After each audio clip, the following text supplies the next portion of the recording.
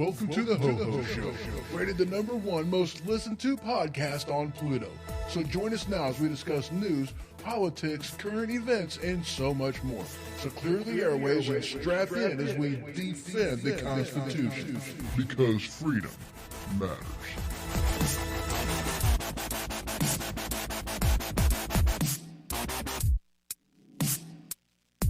We are broadcasting live from the Kata Studio, so welcome to the Ho-Ho Show. And as always, I'm your host, Ho-Ho. I forgot what button to press there for a second. That was great. All right, guys. So, last week I hit a couple milestones and I didn't even realize that these things flew on by without me even realizing I was even that close to them. So I was looking at my episode listing and whatnot, and I seen that as of last show, 200 episodes in to the Ho-Ho Show. And I've been doing this now for 3 years and 8 months. Check that out. 200 episodes. Now, of course, it hasn't propagated with, this one right here, but still 200 in. I was like, holy crap, that's amazing. I hadn't even realized I've been doing it for over 3 years, over 3.5 years. Holy crap.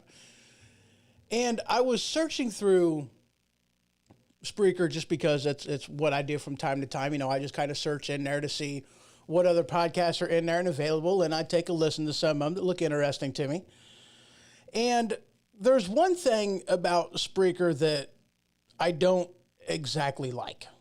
Just going to be honest with you. Okay, now, they are my hosting platform. I've been going through them since the beginning. And I've really not strayed whatsoever. I have looked into other, hosting platforms and whatnot, but in all honesty, what Spreaker offers is unmatched by any other hosting platform that I've even looked at, and they really do offer a lot. They really do. And I have no qualms about any of that. They got really good customer support, all that good stuff. Okay. Very good company to have as your hosting platform. However, there is one thing where I think they kind of fail. And it's kind of disheartening, to be honest with you. Now, they have a lot of, and granted, I know that they do this for the simple aspect of, having things available on their platform for, that they know people are going to listen to, and there you go, and I get it, different podcasts like, the Ben Shapiro Show, Dr. Phil, Oprah, Louder with Crowder. Now, here's the thing. These guys don't need help getting found. They really don't, So whenever you're searching in something like, news and news commentary, which is where my podcast is found, you don't need to see those first because, you're just automatically going to assume that that's where they're at. And you would really think that, Spreaker being a podcast hosting platform would kind of have something more geared to benefit the people who truly do host on their platform.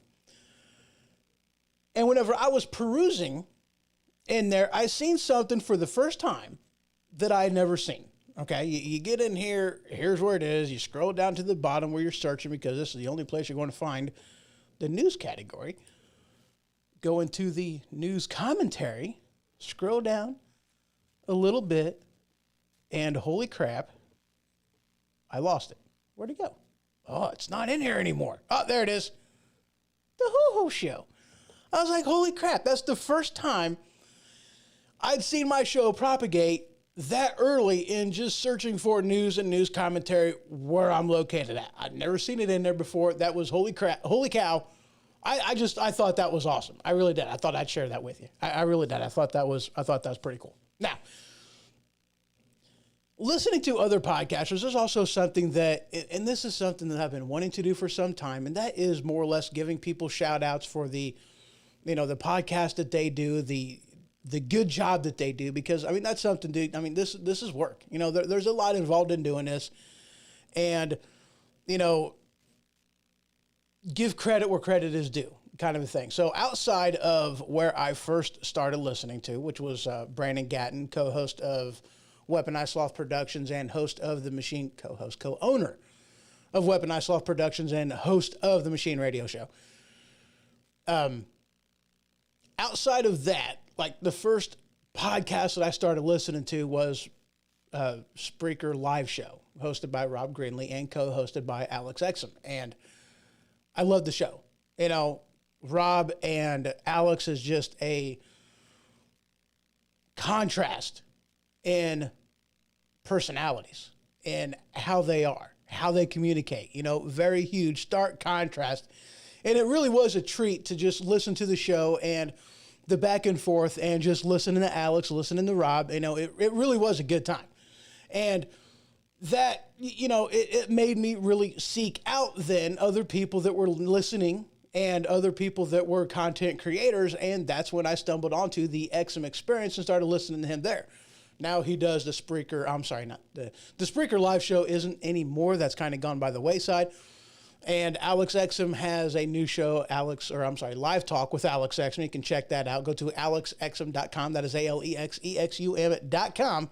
You guys can check out his show, and he's about ready to do a different, not a new format, but a different schedule. He's going from Tuesday nights, 8 p.m. Central, 9 p.m. Pacific, 6 p.m.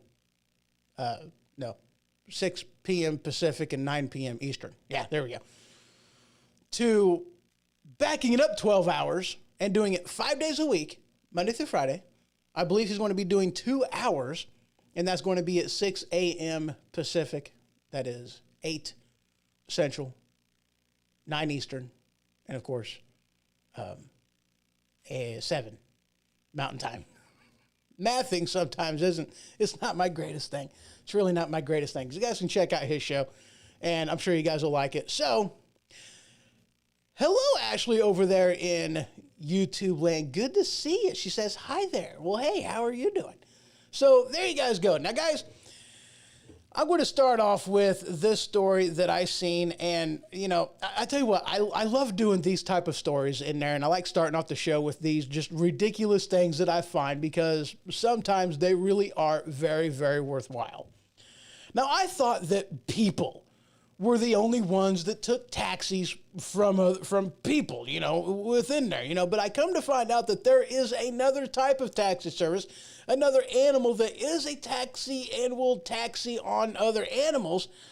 And this article I seen from Unilad, you guys want to get a kick out of this. This is absolutely hilarious.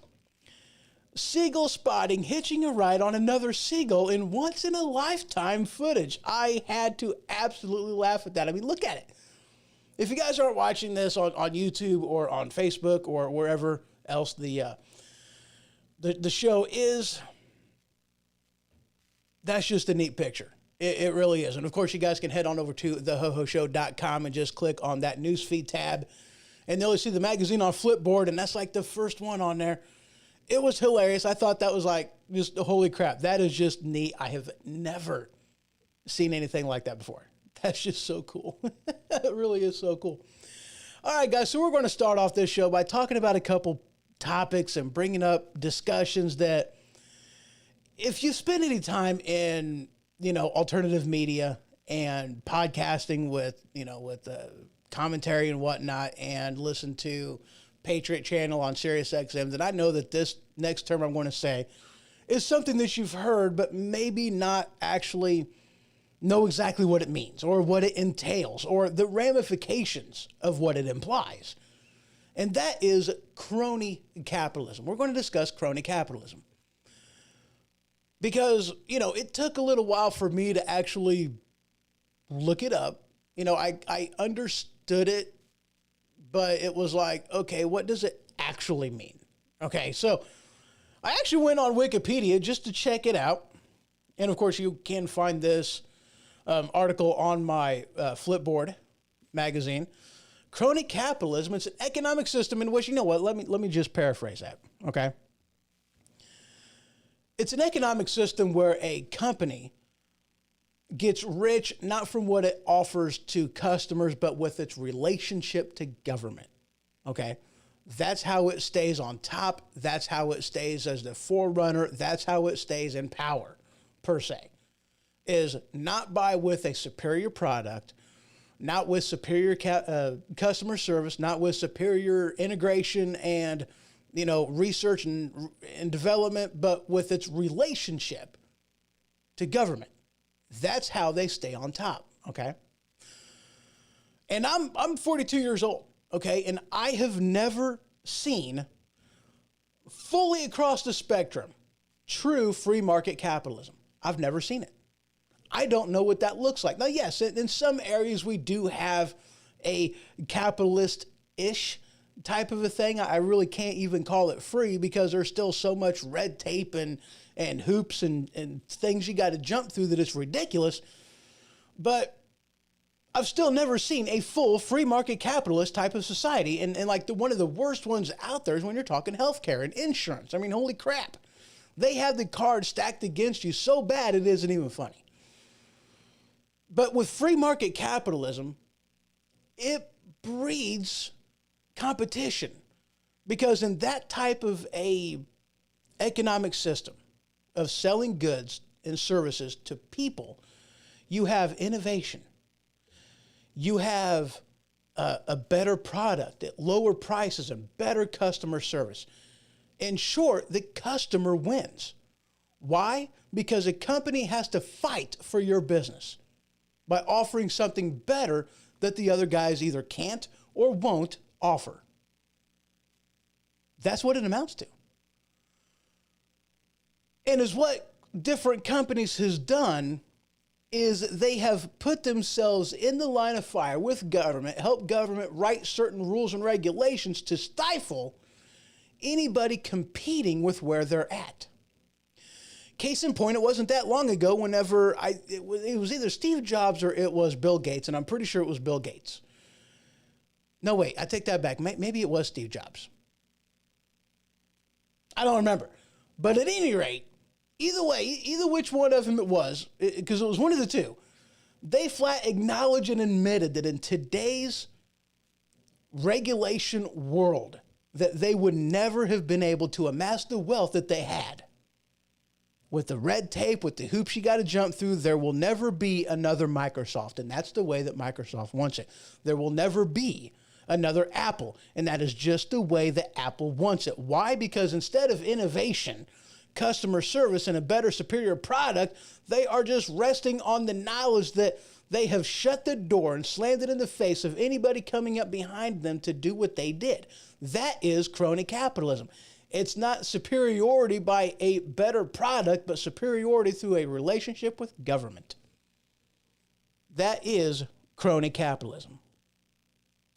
And crony capitalism isn't just with that. I mean, there's a lot of different businesses out there that you see crony capitalism, whether it be through, the government-run whatever, with Amtrak, with, government education, whether it be in healthcare, whether it be in telecommunications, whether it be with computers, whether it be any of those, there's all kinds of different, aspects of crony capitalism that we see if we really stop and think about it.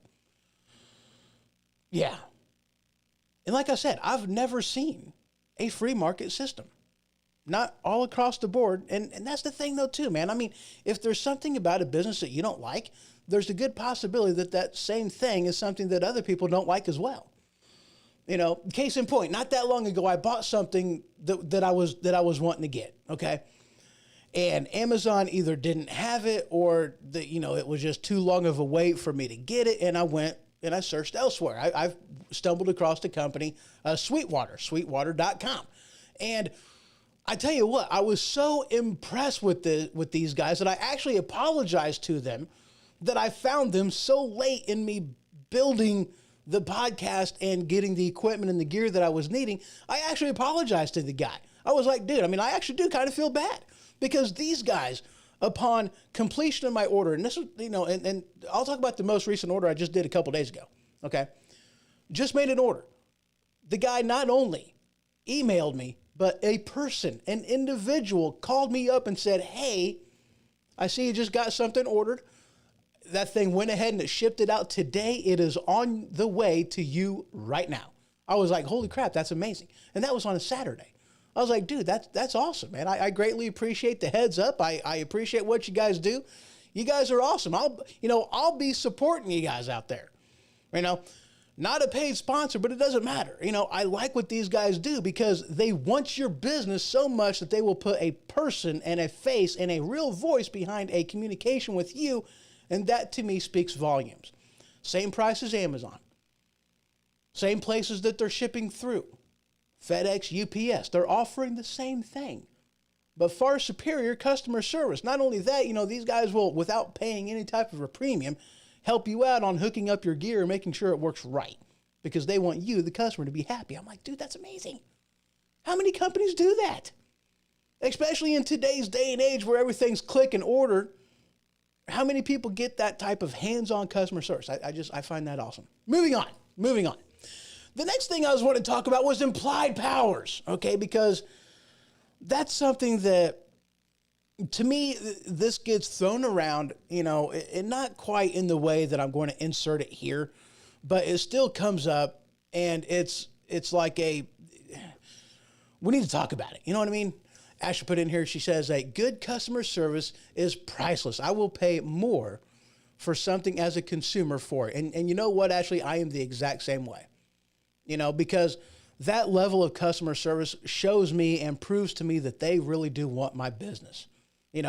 With Amazon, you're and look, I understand they're the big guys on the block, and they really do offer a lot. And I'm not going to discredit them or shame them in any way for that. But to Amazon, you're just a number. You're an account number. You're an address that they have to ship to. You're something that they have to do, the check to make sure that the order is right before it gets sent out the door. That's it. That's all you are. But with Sweetwater, I'm a person. I'm an individual. I'm a customer to them, and for them that means something, and for me that means something too. That speaks a lot. No different in pricing. No different in shipping. There's only one thing that Amazon actually has as something better that Sweetwater doesn't provide. And it's like, who cares about that? I don't care. And that's that whole being able to ship your Amazon Prime Day. But it's like, I don't know if you guys use that or not, but I have. And I tell you what, it may or may not come in on my Amazon Prime Day. It might not actually happen. You order it and they just ship it. It's like you have that on there, and it's a benefit that they offer, and it's amazing when they actually honor that. But more times than not, it's actually come in on days when it's like, I'm not even home. I'm just glad I have people that'll come over and grab my packages for me. Hello. And it cracks me up, though. They offer something, but it's like, it doesn't even happen, but that's like the only one up that Amazon has on Sweetwater. Other than that, it's like, Sweetwater blows them out of the water whenever it comes to customer service. It's amazing. Anyway, implied powers, okay? Now, with implied powers, that is... All right, I'm going to give you just the constitutional textbook. Here it is whenever it comes to implied powers, okay?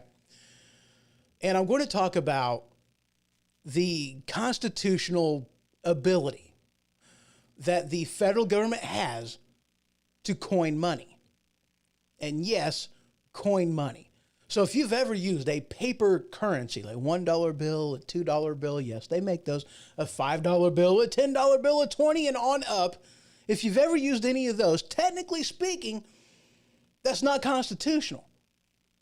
However, since the Constitution gives the right, the duty, the freedom of the federal government and the federal government only to coin money, they classify that as an implied power, meaning they have the right to coin money, but they didn't give the right to print money to somebody else. Therefore, that implies that the right of currency belongs solely in the hands of the federal government, in which case I completely agree. But where this also gets tossed around is in the case of gun rights. That, our founding fathers only had it within their head that it was muskets, and they never could have dreamed of a society where we have full semi-automatic weapons. And holy crap, they didn't mean for that. They didn't mean for us to have that kind of weaponry. Of course not. What are you, stupid? But that's what they say. And it's like, okay, whatever happened to implied powers? Whatever happened to the federal government not having the right to print money, only to coin money? And wait a second, you're going to say that muskets is for the Second Amendment, but whenever it comes to the First Amendment, we have the interwebs, We have the Facebooks, we have the MySpaces, we have the Twitters, we have all this stuff. And this is all freedom of speech, freedom of expression, freedom of this, that, and the other. And I agree with you. But don't stand on your digital high horse and tell me that the Second Amendment is only for muskets whenever you are benefiting from technology and exercising your First Amendment. You can't have your cake and eat it too. Either both are right or both are wrong. I hate to tell you, but that's what it amounts to. Either you're both right or you're both wrong. And you know what? I'm whatever. But there's also case law in here too. Okay? I don't know if you guys are aware of this, but the sawed-off shotgun is illegal for a civilian to have. And it's interesting because in the case law, the verdict that was passed down and the judgment that was ruled, the reasoning behind it was, and I'm going to paraphrase, since the sawed-off shotgun is not a type of modification that is currently being used by the United States military, it cannot be used for civilian use. I'm paraphrasing, but that was the law, the interpretation of how it was implied and how it was used. So case law seems to go pretty far for some of these people. So wait a second, let's flip that. So if this is a modification that is currently being used by military, then doesn't that mean that I can have that and it's legal for me to own? Like the M6 or the M4A1, the M16, these are weapons that I can have, the rifle that shoots in bursts and fully automatic. Does that mean I can have those? I mean, it should. I mean, it absolutely should. I love it whenever you have the ignorant left that will say that the AR-15 is a assault rifle and it's a civilian style military weapon. And well, actually, no, you're wrong. One, it is not an assault rifle. AR-15 stands for Armalite rifle, and it was the 15th rifle that they made. You can look this up. I'm not lying to you. But that's what AR stands for, Armalite. It is a platform of gun that they made for the 223 round ammunition. The military liked it so much, they talked to Armalite and was like, hey, we want to use your platform in order to make a military style of it. So this is not a civilian version of a military rifle of the M16. The M16 is a military version of a civilian rifle. People have it backwards. People have it backwards. And yeah, I think that all that stuff should be able to be bought by civilians. And before you go, what you think that everybody should have a tank? Yeah. I think we should be able to buy one. Okay? Now listen, guys, but before you go off freaking out on me, just keep in mind, there's this thing called price point. Okay? Yeah, it's legal for me to own a Lamborghini. It's absolutely, absolutely, you're right. It's legal for me to own a Ferrari, but the price point means that I'm never going to own one, or at least not in the near future.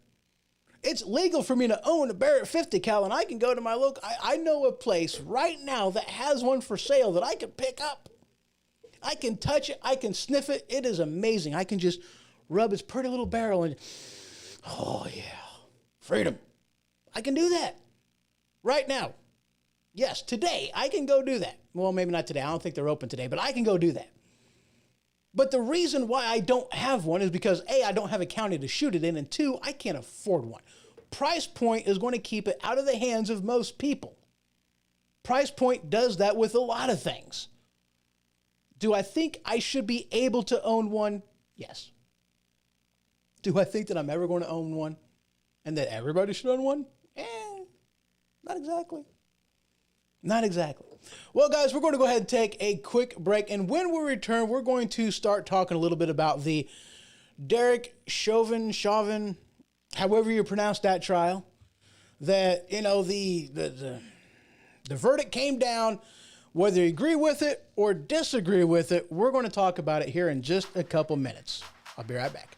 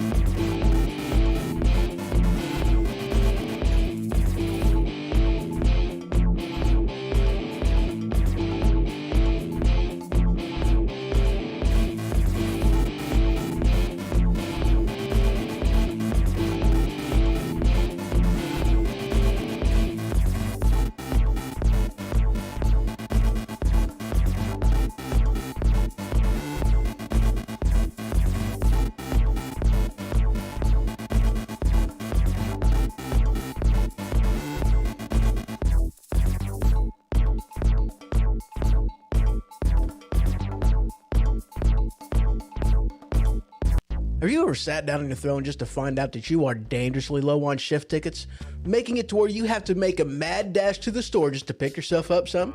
If this has ever happened to you, pick up the #1 most rated toilet paper found in Uranus and use what the professionals use. Angel Soft.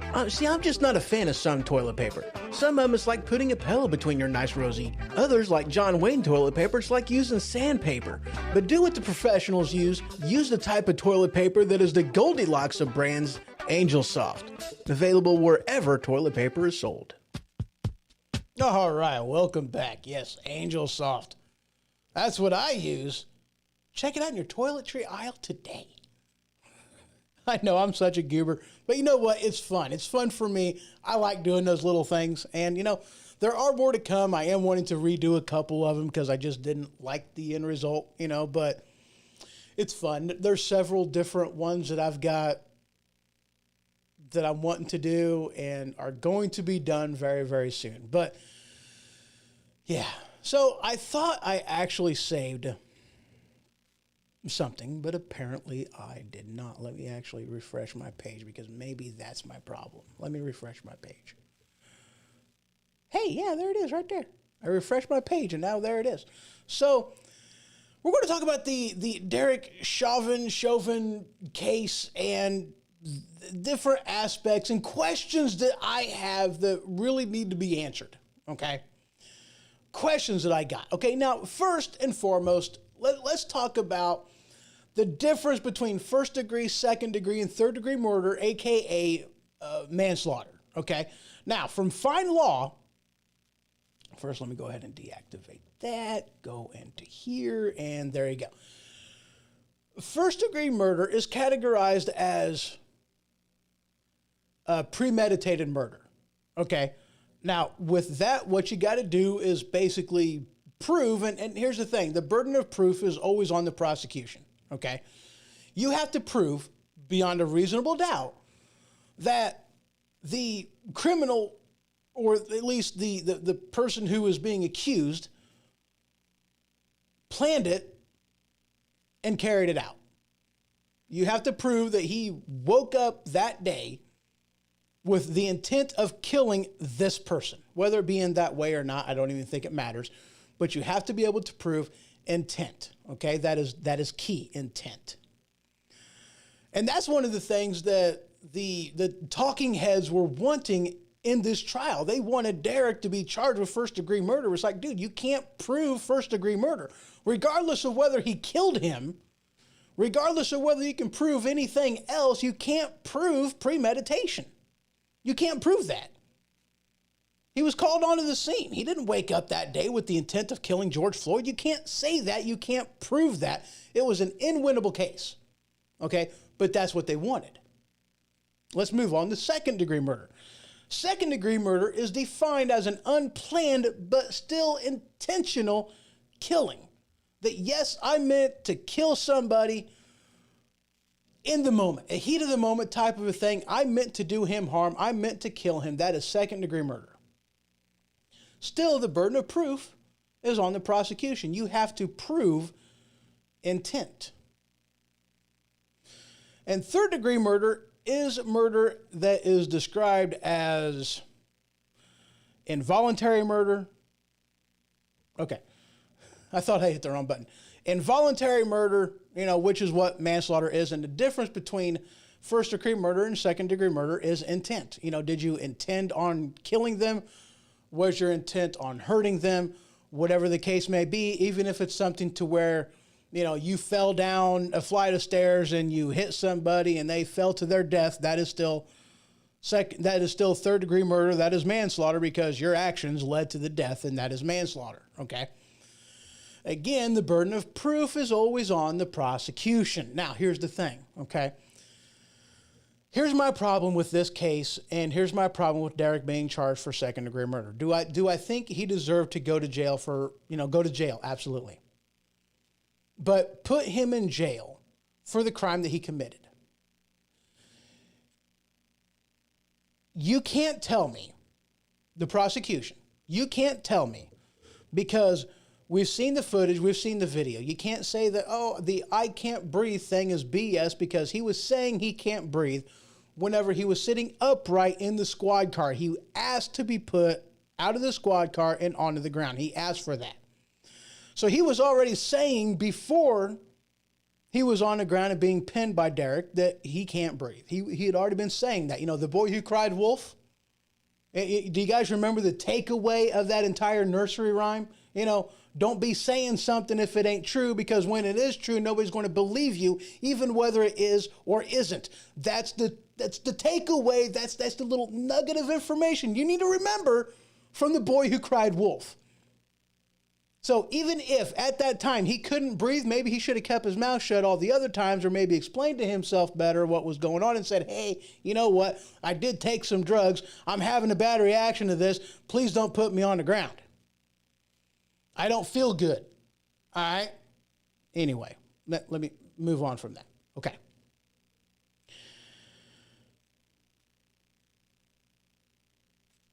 Derek didn't do anything wrong. And here's why I say that. The maneuver that he used, the whole, knee on the neck, that's what they were trained to do. That's how the police in that jurisdiction and in many jurisdictions across the U.S., that's how they're trained to subdue a criminal with a history of resisting arrest. Let's make no mistake about it. That's who George Floyd was. A criminal with a history of resisting arrest. That's how they're trained to deal with criminals. Okay? That's who George Floyd was. That's why they dealt with him that way. And you can't tell me, because I've seen different videos, I've seen different things of people doing the whole mocking thing, of the whole, I can't breathe. And then people are even being photographed with a knee to the neck from their buddy, both of them with a smile on their face. So you can't tell me that 9 minutes really means anything with the whole knee on the neck, because you can't tell me that was a lot of pressure that Derek was putting on George Floyd's neck. You can't tell me that. You can't see in that video how much pressure Derek was putting on his neck. That's something that I have never heard anybody argue at all. A knee to the neck, like that actually means anything. There's pressure involved in this. You can't tell me how much pressure was used. You can't tell me if that was a lethal amount or if that was just something that was there to let George Floyd know that, yes, I'm still here. I'm not going to let you go anywhere. You don't know. You can't say that. So you can't even prove that Derek did something that directly led to George Floyd's death. You can't say that. I don't care about the 9 minutes. It doesn't matter. I don't care. How much pressure was being used? Can you tell me that? Has that even been asked? Has it been talked about? I don't know. All I hear is, well, George Floyd died of heart complications. How he was being pinned may have contributed, but it wasn't the cause. There's a difference. Contributed, but not the cause. You can't tell me that. So with what we know, and what we know completely, with what has been proven, based off of the burden of proof and based off of the differences between first-degree murder, second-degree murder, and third-degree murder, a.k.a. manslaughter, the only thing that, according to law, Derek Chauvin can be convicted of is manslaughter, because his actions, whether it be directly or indirectly, did lead to the death of George Floyd. He does belong in prison. I'll give you that. Second-degree murder? Can you prove intent? He was following protocol. He was following his training. He was subduing a criminal with a history of resisting arrest the way he was trained to do so. It was only 9 minutes because the ambulance didn't get there any quicker. You want to blame somebody, blame the ambulance driver because they took too long. Derek did what he was trained to do.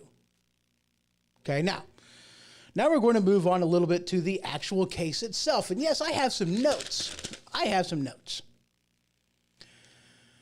You see, so like I was just kind of talking about, was the burden of proof met? That is a question that really needs to be answered. How much did you pay attention to the case? Do you think that when with a charge of second-degree murder, do you think the burden of proof was met to actually prove beyond a shadow of a doubt? A lot of people like to just skip over that little nugget in there, but beyond a shadow of a doubt, did Derek intend on killing George Floyd? Was there intent? Did the prosecution reach that burden of proof? Good question. Second question I asked, why was the trial not moved? There's been cases in the past where a trial by a jury of your peers was moved because they knew that within the jurisdiction that they were in, they would not have a fair trial. They knew this for one reason or another, and so they moved it to a county over or even two counties over to ensure that you had a unbiased jury.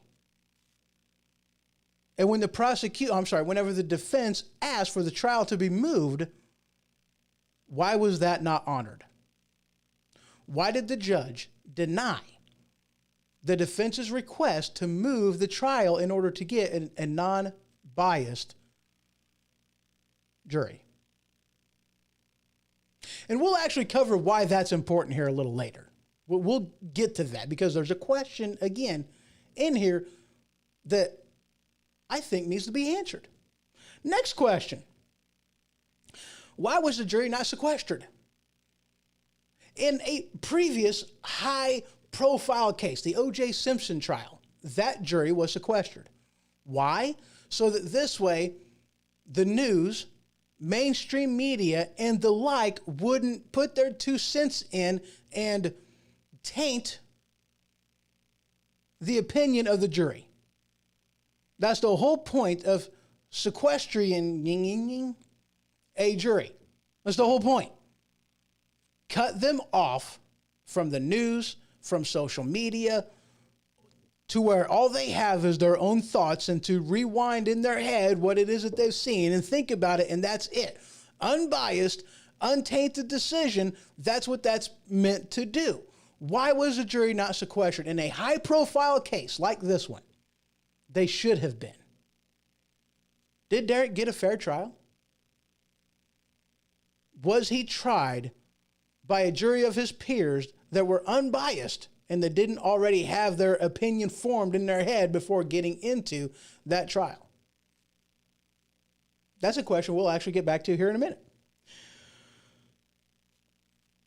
Now, why did we have people weigh in on this? Why did Biden feel it necessary to put his 2 cents in? Why did Maxine Waters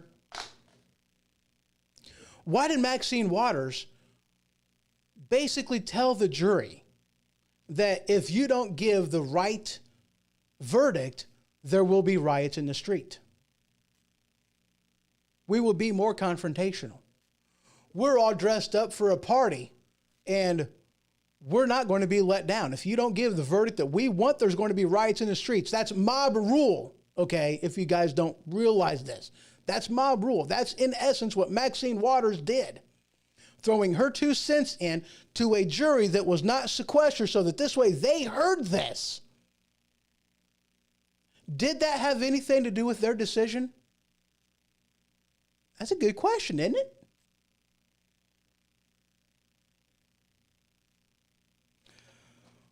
With mainstream media, with Maxine Waters, with even the president, give us the right decision to heal the country. And if you don't, there's going to be riots. More people are going to die. More businesses are going to be burned to the ground. More people are going to get beat up and yanked out of their car. That's what they were telling the jury.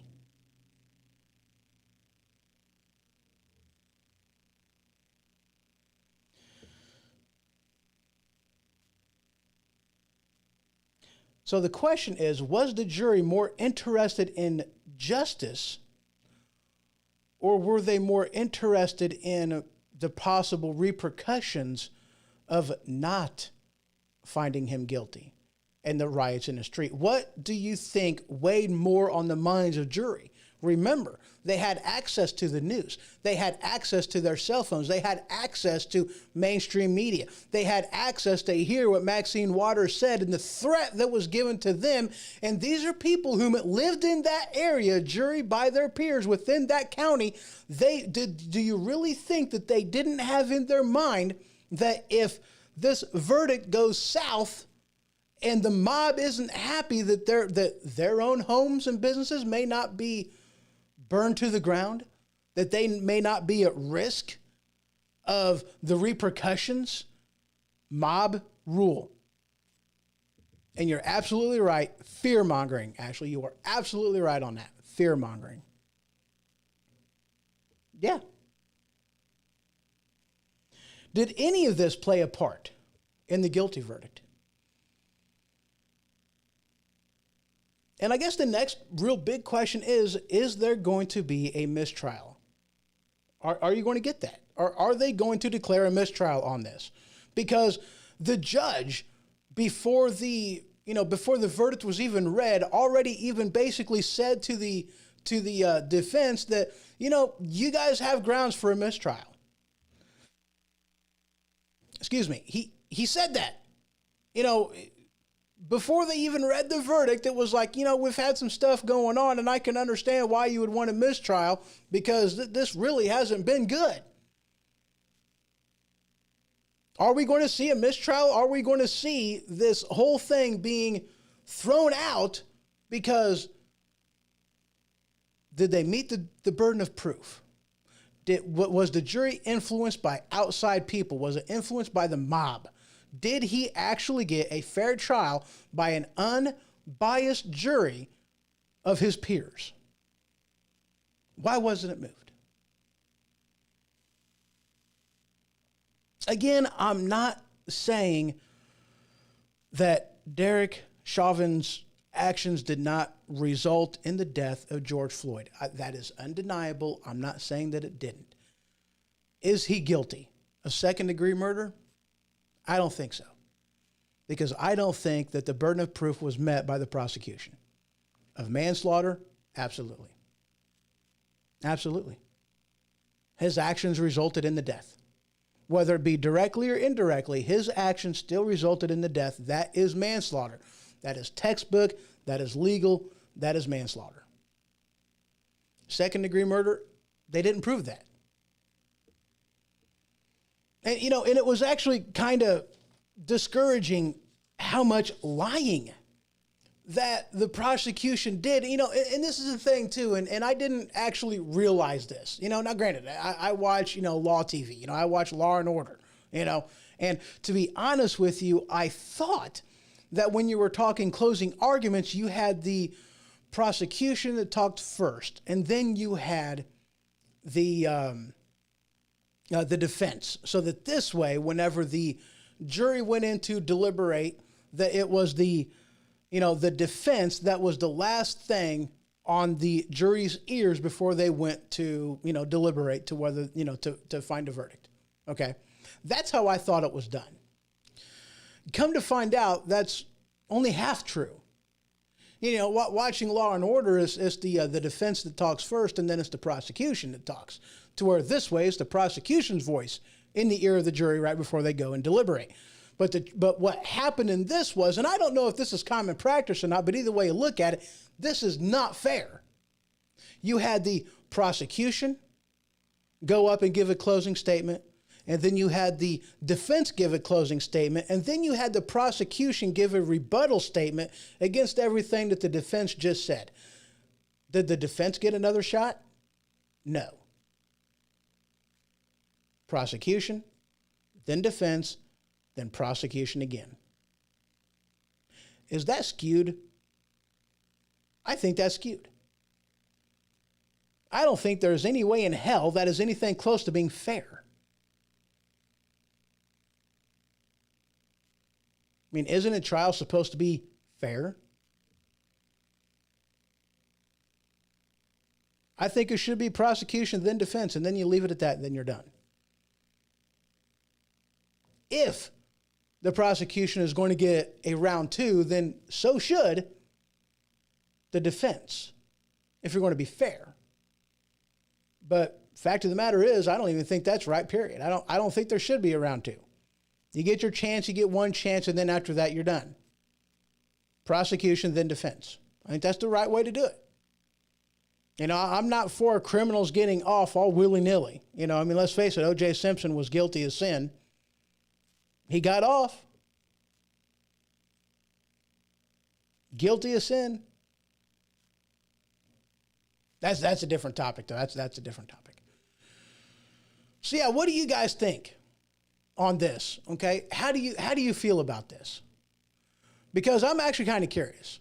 Where's your heart on this? Do you think that they were right in what they did? Do you think there should be a mistrial that's declared? Do you think that, he has the right to, of course he has the right to appeal. And let's face it, guys, no matter what happens in the appeal process, even if he is totally acquitted and cleared of all charges, doesn't really matter. No, Derek's life is over.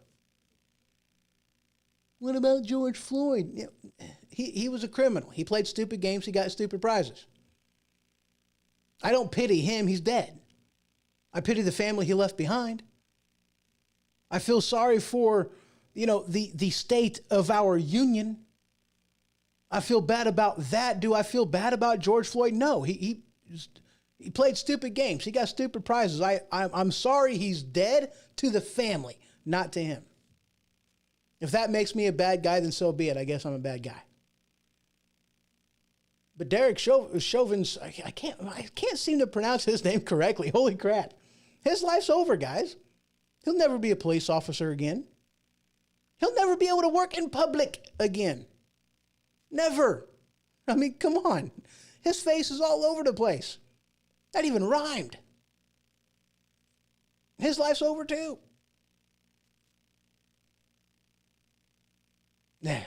What do you guys think? Let me know in the comments. I'm kind of curious. What do you guys think?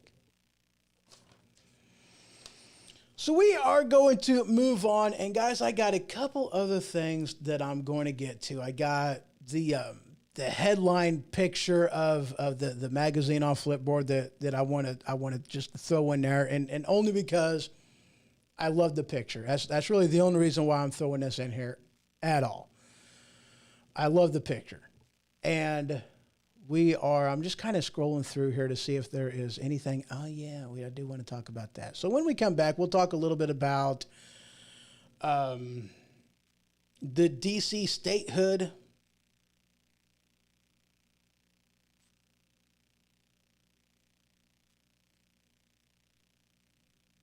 Ashley put in here, with cancel culture rampant, unfortunately, no trial is fair anymore. Absolutely right. No trial is fair anymore. And you know what? Oh, actually, what was the guy's name? Not that long ago, he was the hands up, don't shoot. The cop that was involved in that. I gotta be honest with you. With the This is a case where I have no idea if the jury was cut off from if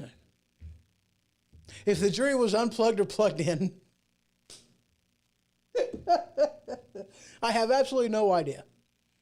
But I was actually kind of surprised with the temperature, the cancel culture of just wokeness in general. I was actually kind of surprised that he was acquitted on all charges. I really was. I was quite impressed with that. That even though you had the temperature in the room being what it was, and you still was able to see justice. And I really do think that in that case, justice really did play out. Okay? The law was on the side of the accused, and I think the right verdict came down, and I satisfied on that. In this one, it was a shit show from the word go. It really did seem like it was, and I'm disheartened about that, In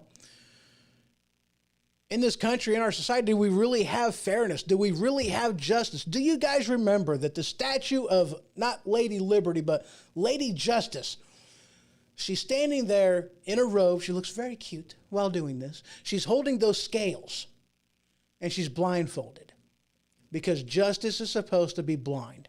You weigh the actions against the law. Which way does it tilt? That's it.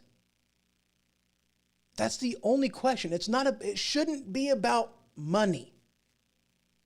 O.J. Simpson trial. It shouldn't be about that. The facts of what you can prove against the law. That's it. That's all it's supposed to be about. And justice is supposed to be blind. Is she blind anymore? Not in this trial, she wasn't. And if you think so, you're an idiot. Hate to be blunt, you're an idiot. That's all there is to it.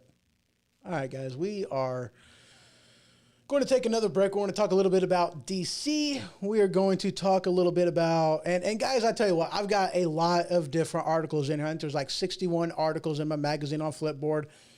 There's a lot of different articles with things, with even the riots coming. And, another aspect that I didn't even talk about. And in today's temperature, okay, with policing, there is already different. Holy crap, I got a frog in my throat. There's already different things out there with people not being able to get cops, with people, police officers that have been retiring as of recently. Nobody wants to fill the gap and, put on the uniform. And can you really blame them? People are having issues now being cops. People are having issues now with that, and the police force is struggling to have police officers in there. They're struggling. Why? Look at what happened to Derek. Look at what happened to the cop in, where did this happen at? I don't even remember. The police officer that shot, I believe, the 13-year-old girl that was in the arc of stabbing another young child, and the cop fired and killed her. Justified kill. What's happening to him? He's being crucified too, because he's a white guy that shot a black chick, regardless of whether he was saving the life of another black child or not. Didn't really matter. They're still wanting him to. It's like, really? But he was saving the life of a minority girl. We don't care. He still shot one. She was in the act of committing a crime. Should have shot her in the leg. He might have missed. Then he should go back to training. There's just no winning with these people. When they have decided that they want you canceled, you're done. When a cop is afraid to do his job,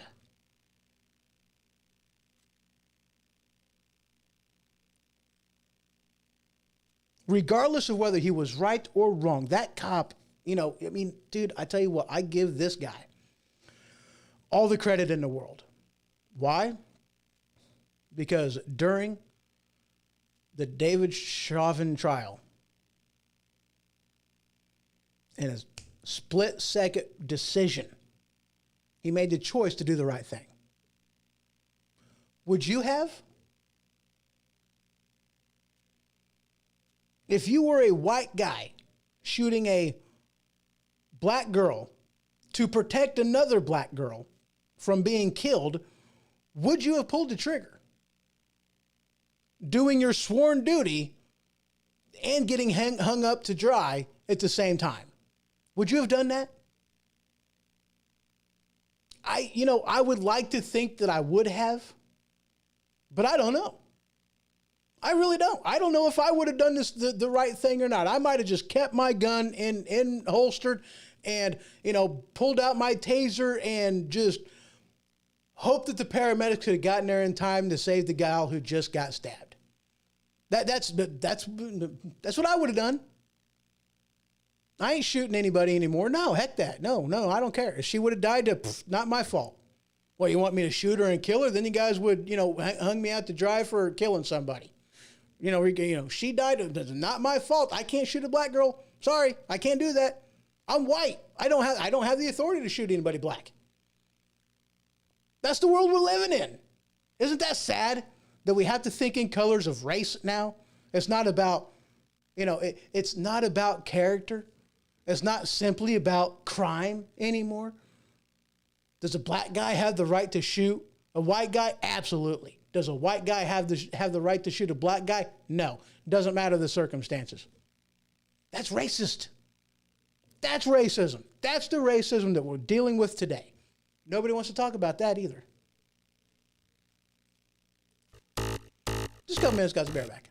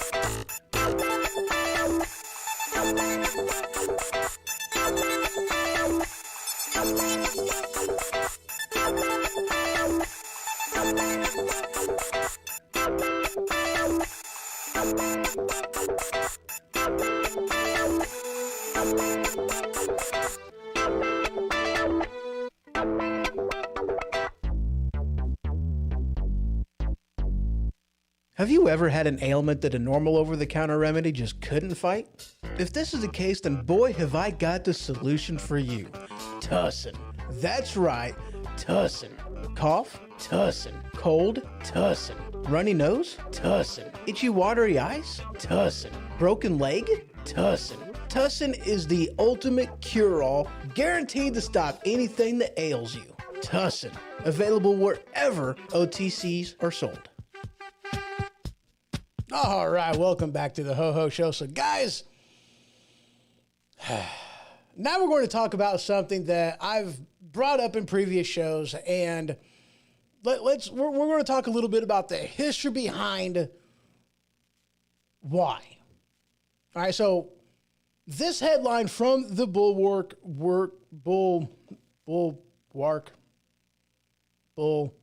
something. This headline says, why court packing keeps failing. And again, guys, there's several articles that I have in here, revolving around this issue, but we're just going to use this one as a jumping off point. That's what we're going to do. So let's give a little bit of a history behind 9 Supreme Court justices. All right. Now, there was a time before flight. Now, we're going to rewind a little bit more. Started off as 3, then 5, then 7, then 9. But why 9? And why has it stayed 9 for 150 years, 120 years, right around in that same, right around in that time frame? It's been that for so long. And even Ruth Bader Ginsburg was, against court packing because it was the aspect of, when will it stop? You add 4 more, the next guy's going to add 4 more. That's all there is to it. She was against court packing because, again, the Supreme Court is supposed to be the non-political branch of government. Unswayed by politics, unswayed by, party politics, at least at any rate. That's what they were put in there to be. It wasn't about party policies. It was about the rule of law. That's what the whole point of the court is. A notification. I apologize about that. So why 9 Supreme Court justices? Well, back whenever they decided to do this, there was 9 court districts. Hence, 9 Supreme Court justices. And at the time, they were 3 years behind in their court cases that they needed to try. And so they put 9 Supreme Court justices in there because, at the time, you didn't have the whole gift of flight. We hadn't grown feathers yet. We didn't have jet engines. And so we needed, because travel took a while, and with our Supreme Court justices, we're like, hey, you know what? We're going to be nice to you guys. And we know that this whole travel thing is kind of, holy crap, and it takes a lot out of us. So we're going to be nice. We're going to divide your workload. And with your district, there's 9 districts, 9 judges, just going to keep things simple. That's what they did, and that is why they did it. That was the whole reason behind 9. That, and it's an odd number. You really can't have an even number because then you get a 50-50 draw and then nothing ever gets settled. So they went with 9. So there was a reason behind 9. And now, today's day and age with air travel and just, it's a lot quicker to get from point A to point B now, with trains and planes and automobiles. They move faster than what they used to did, But we still honor the whole 9 thing.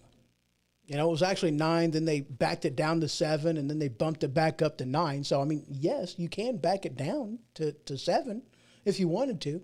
Remove a couple of them from office. And that's kind of my point in this, is if Joe Biden and the Democrat Party is so against, Donald Trump having 3 appointments that he made, well, why not back down the amount of Supreme Court justices from 9 back down to 7? Because your original reason for having 9 justices in the first place it's not relevant anymore with the speed of travel.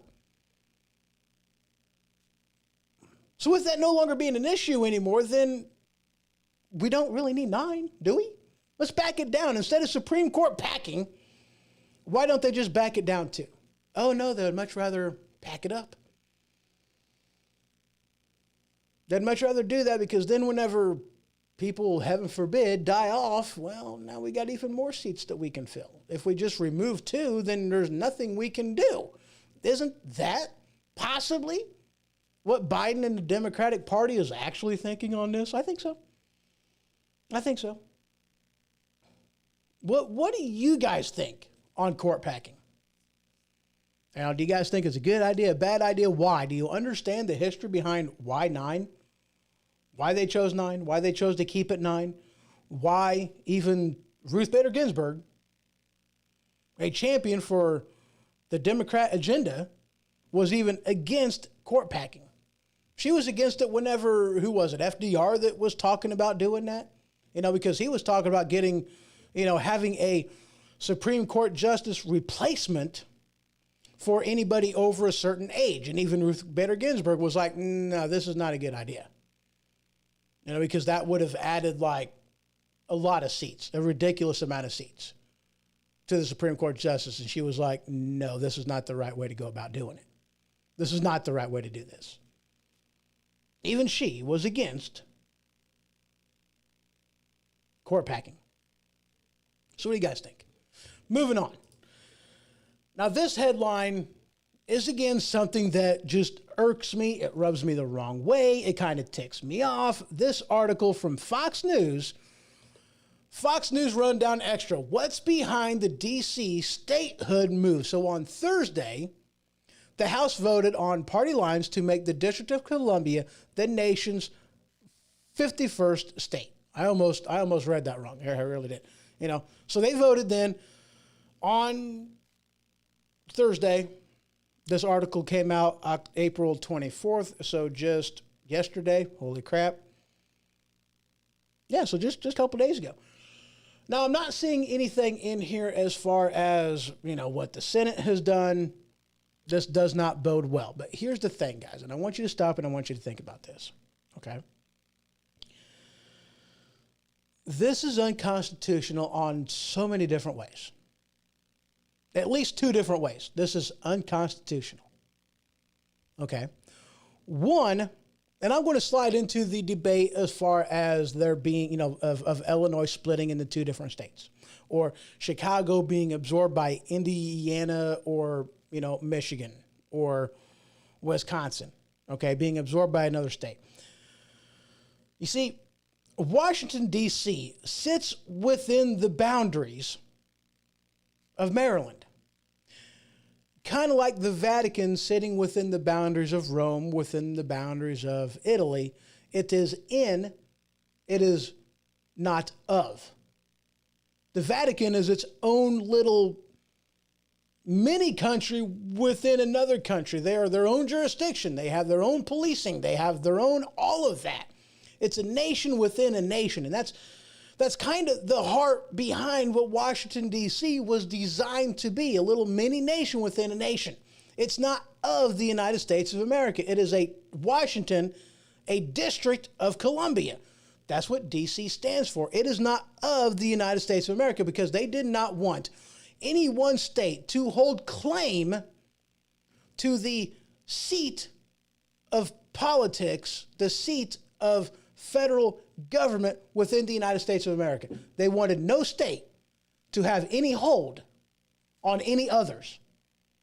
That's why Washington, D.C. was set up to be a separate entity within, but apart from the rest of the states. That's why. That's important. That was the heart behind doing what it is that they did. That's why it was within Maryland, but a different entity altogether. And so this is a move that was done on the Constitution. I know I'm kind of switching things up a little bit, but it was a move that was done in the Constitution that the tract of land that the federal government had the authority to buy. Therefore, it does not belong to the state of Maryland. It belongs to the federal government as the seat of government. Okay, so that's one. So in order to reverse that, it would actually take, by all rights, it would take a constitutional convention, a convention of the states, It would take an amendment to the Constitution in order to change that to where now it can become a state. But there's another problem, though. You see, considering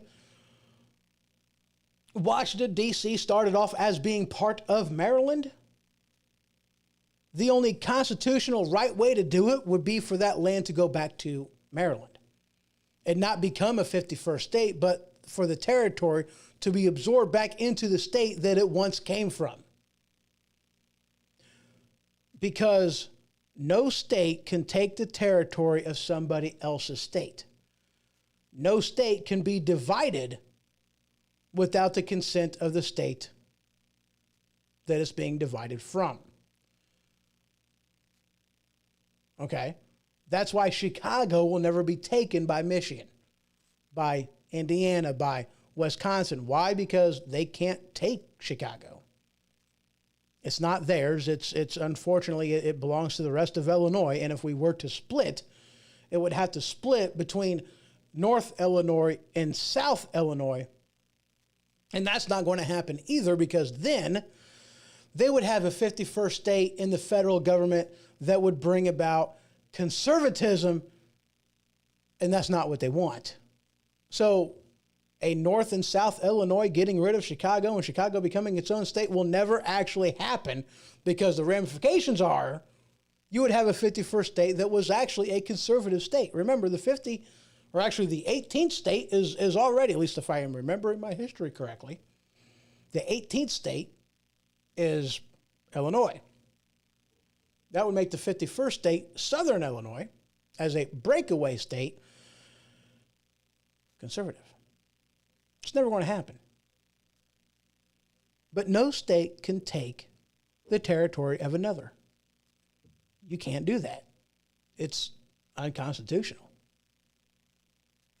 It would take a lot more than a vote by Congress to make this happen, because you cannot do that without the direct consent of the people within that state in the state legislature. Okay? So if they were to do this, they are circumventing Maryland's rights. They're trying to circumvent that. That's not right. That is not right whatsoever. There's a lot of issues in this. What do you guys think about D.C. being the 51st state? I think it's BS. I think it's baloney. Because here's the thing, and here's an aspect of this, okay? One, Washington, D.C. has been that since our founding, okay? The seat of government, that territory, has never had a quote-unquote voice in D.C. They have an honorary seat, but they don't get a voice. That's kind of what it amounts to. Kind of like our territories that we have. Honorary seat, but not a voice. We're going to take a quick break. I'll be back and let's tone this down a bit. I'll be back in just a minute.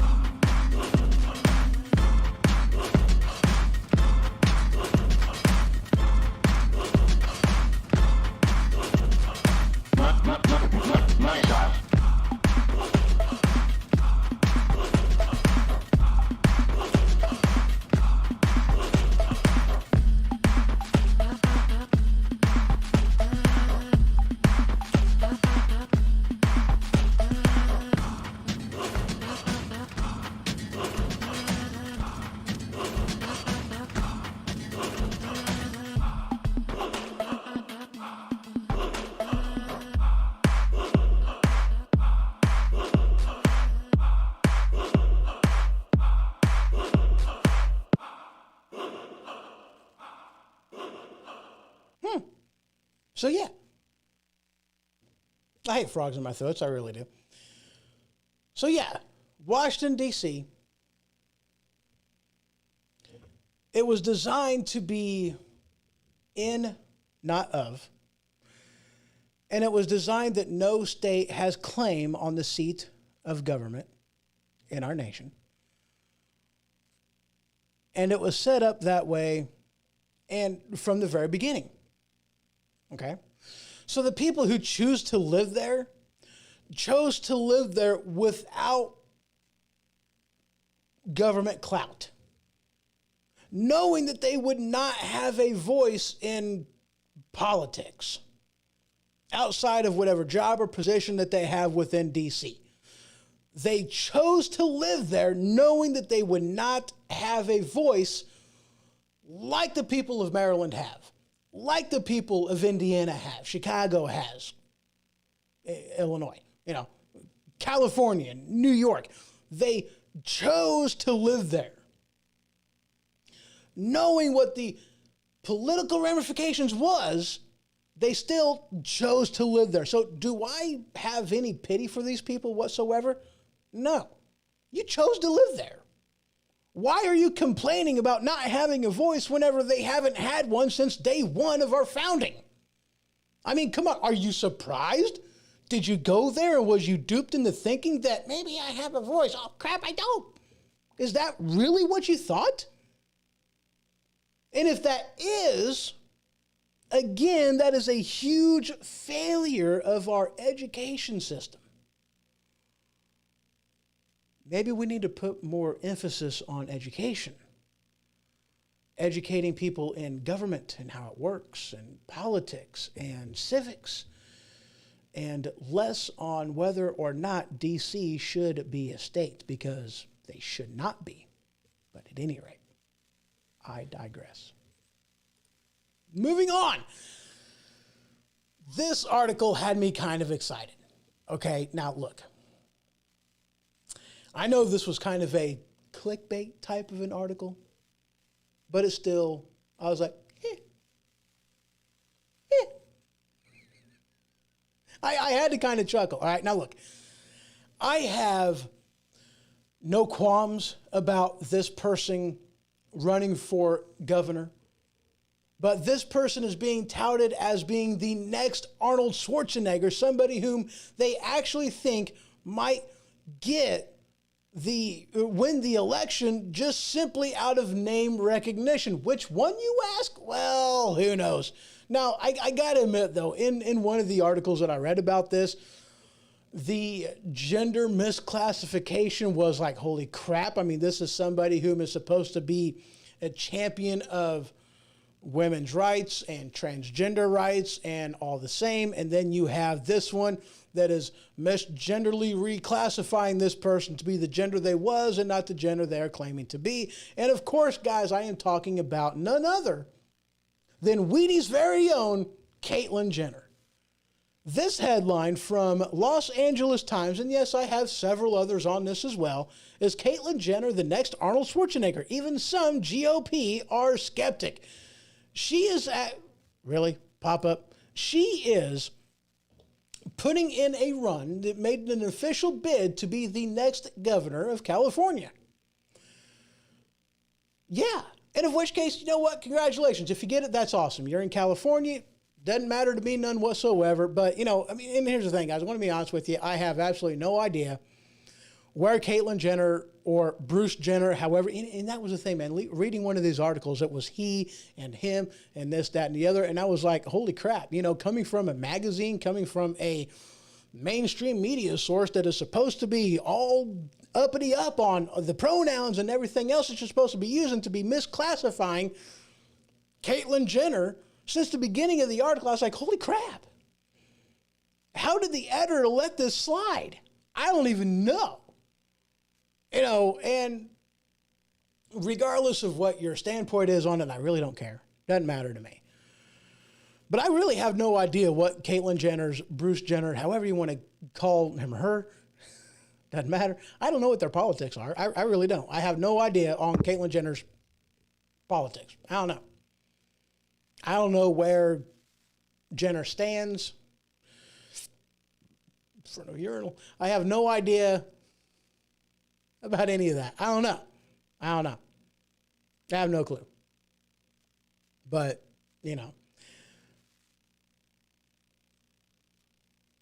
Could Caitlyn Jenner be the next governor of California? Let's wait and see. I'm not exactly sure when the election is. I believe it's from somebody being removed from office, and that's why people are putting their bid in. Whether it's a removal of office that has been finalized or not, I don't quite remember. I know that there's been talks about it for quite some time, but I don't know where they're at. All I do know is that Caitlyn Jenner put an official nomination bid in to be governor of California. All right, guys. So let me just do a quick run through in here because I don't think that there was really anything else that I was wanting to talk about besides John Wick TV series details emerging. I thought that was kind of cool, But there's a lot of other articles in here that if you guys are interested in, you can head on over to thehohoshow.com. Just click on that newsfeed tab at the upper right-hand portion of the screen, and there you'll see the magazine on Flipboard, which is my go-to hub, my one-stop shop for anything, everything, and all things news. It's been a while since I've said all that, isn't it? So, guys, I do thank you very much for tuning in. I thank you for the participation. Y'all have yourself a wonderful day. Good night. Sleep tight. And if the bed bugs bite, hold on a second. There's more. I apologize. So I began this show giving a shout out to another podcaster, Alex Exum. Check out his show tomorrow. You can check that out on the best place to go would just be to go to alexexum.com. That is ALEXEXUM.com. Check out his show. And tomorrow morning at 6 p.m. Pacific. I'm sorry, 6 a.m. Pacific. 6 a.m. Pacific.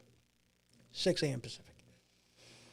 And on the next show, we'll be talking about another podcaster, another content creator. And this is going to be something that I'm going to be doing more regularly on the show because I have a lot of respect for other content creators, other podcasters and the like.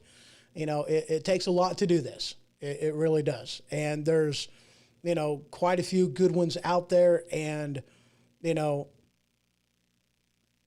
I want to give them a shout out, because I appreciate what they do. And they're awesome people because there's quite a few of them that I have at least talked to and have had communications with back and forth and just overall good people. So I'm going to be doing this more often. And I hope you guys enjoy it. I hope you guys are going to be enriched by some of the, people that I give a shout out to. And I hope you guys really do check them out and give them a chance, because you won't be disappointed. Or at least I hope you won't be disappointed. You ain't going to be disappointed. So good night, sleep tight, and if the bed bugs bite, well, by golly, bite them back.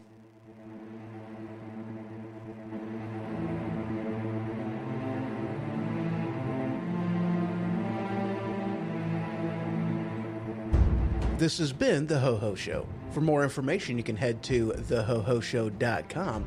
And for the merchandise store, you can head on over to stinkpickle.com. That is stinkpikle.com. Until next time.